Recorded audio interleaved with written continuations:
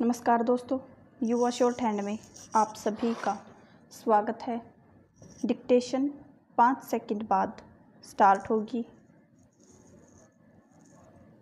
So be ready, start. उपाध्यक्ष महोदय, प्रधानमंत्री श्रीमती इंदिरा गांधी ने हिंदी को देश की संपर्क भाषा बनाने के लिए दक्षिणवासियों से उसे सीखने के लिए अपील की है। दक्षिण में एक ऐसा वर्ग हो सकता है और है जो राजनीतिक कारणों से उसे सीखना चाहता हो और जो उसके प्रचार प्रसार में बाधक बन रहा हो, किंतु इस संबंध में दो राय नहीं हो सकती कि यदि देश को एकता के सूत्र में बांधना हो तो उसके लिए एक संपर्क भाषा सबसे मजबूत एवं प्रभावशाली सूत्र हो सकता है और वह संपर्क भाषा सबसे अच्छी केवल हिंदी हो सकती है।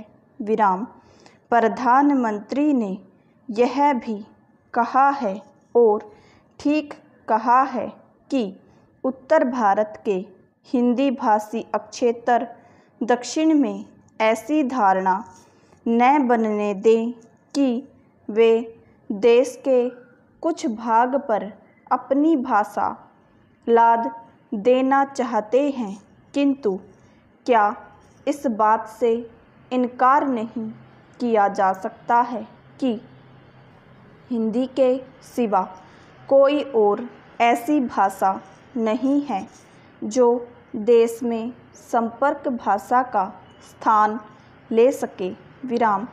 दक्षिण के राज्यों में अपनी भाषा के प्रति मोह हो सकता है, किंतु हिंदी के संपर्क भाषा के रूप में पनपने पर उनकी भाषाओं को कोई हानि नहीं पहुँचेगी और उसका एक बहुत बड़ा लाभ यह होगा कि उत्तर दक्षिण पहले की अपेक्षा बहुत निकट आ सकेंगे। कम से कम राष्ट्रीय एकता का यह तकाजा है और दक्षिण के लोग उसे पूरा करके ही अपनी राष्ट्रभक्ति का प्रमाण दे सकते हैं। इसलिए प्रधानमंत्री को यह कहना पड़ा है कि देश में बहुत सी भाषाएं जरूर हैं, परंतु यह एक देश है और कोई इस बात से असहमत नहीं हो सकता है कि हमें ऐसी हर बात करनी चाहिए जिससे वह एकता मजबूत होती हो।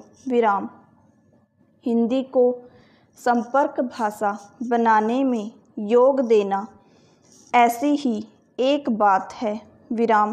भारतीय संविधान के अनुसार 16 राष्ट्रीय भाषाएं हैं, परंतु हिंदी ही एक ऐसी राष्ट्रभाषा है जो संपर्क भाषा की अधिकारिणी है।